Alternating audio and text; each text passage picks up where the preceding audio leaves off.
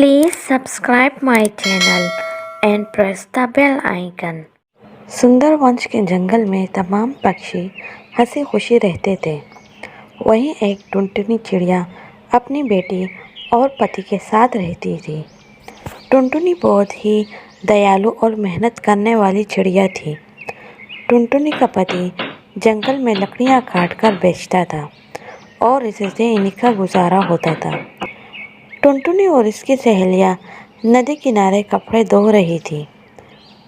सुना है जंगल में राक्षस आया हुआ है और वो सभी परिंदों को एक एक करके खा रहा है। ये सुनकर टुनटुनी हंस पड़ती है। ये क्या कह रही हो? ऐसा भी भला होता है?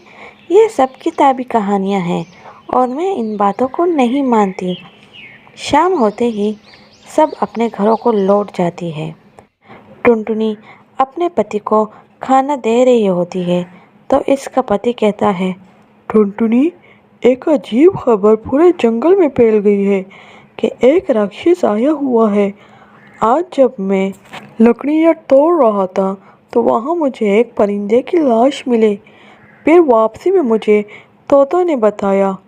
टोना, क्या तुम्हें पता है कि बंटी कबूतर को एक राक्षस ने मार डाला है? हाँ तोते भाई, मैंने जंगल में इसकी लाश देखी थी। टोना, अपना ध्यान रखना।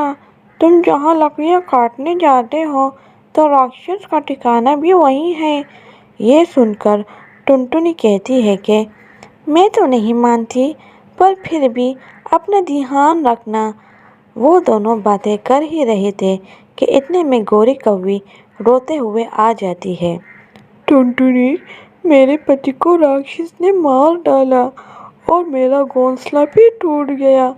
मुझे तुम्हारा ही ख्याल आया तो यहाँ चली आई। टुनटुनी दिलासा देते हुए कहती है, तुमने बहुत अच्छा किया कि यहाँ आ गई। मैं तो ये सब मजाक समझ रही थी, पर अब कोई ना कोई हल तलाश करना पड़ेगा।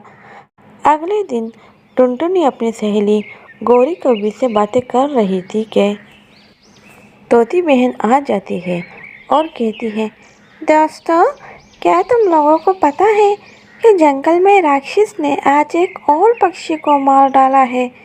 ये सुनकर टुनटुनी रो पड़ती है। जंगल में तो आज ये भी गए हैं। मैंने इन्हें रोका भी, पर वो नहीं मान रहे। और यूँ टुनटुनी जंगल की तरफ चल पड़ती है। वहाँ जाकर वो देखती है कि राक्षस ने इसके पति को मार डाला है और वो इसके पति को खा रहा है। ये देखकर टुनटुनी रोती है। हे खुदाया, ये क्या अनर्थ हो गया। अब मैं अकेले ज़िंदगी कैसे गुजारूंगी? मेरा सुहाग तो उजड़ गया है, पर मैं इस राक्षस का खात्मा ज़रूर करूंगी कि दोबारा कोई इसका शिकार ना हो सके। इतने में टुनटुनी को एक आवाज़ सुनाई देती है। वो एक मधुमक्खी थी जो टुनटुनी से कहती है, रो मत प्यारी चिड़िया, मैं इस राक्षस के खात्मे का राज जानती हूँ। चूँकि मैं ये खुद नहीं कर सकती, पर तुम्हें उपाय बताती हूँ। सामने गुफा में एक नागिन है, इसके पास नागमणि है। तुम वो ले आओ और इस राक्षस के सर पर रख दो। इस तरह इसकी ताकत से राक्षस का खात्मा हो जाएगा। तुम्हारा बहुत शुक्रिया नन्ही मक्खी। मैं अभी इस गुफा में जाती हूँ और नागमणि लेकर आती हूँ। और यूँ टुनटुनी इस गुफा की तरफ रवाना हो जाती है।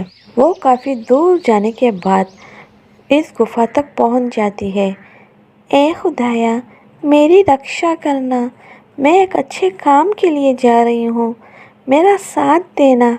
और यूँ टुनटुनी गुफा के अंदर चली जाती है।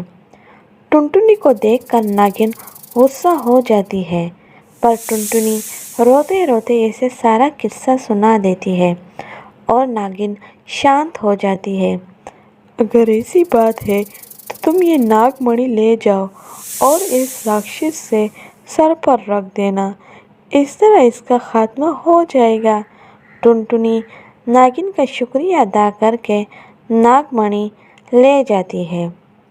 राक्षस वहाँ आराम कर रहा होता है, तो मौके का फायदा उठाकर टुनटुनी नागमणि राक्षस के सर पर रख देती है, जिससे राक्षस उठ जाता है और तड़पने लगता है। अरे ये क्या हो गया?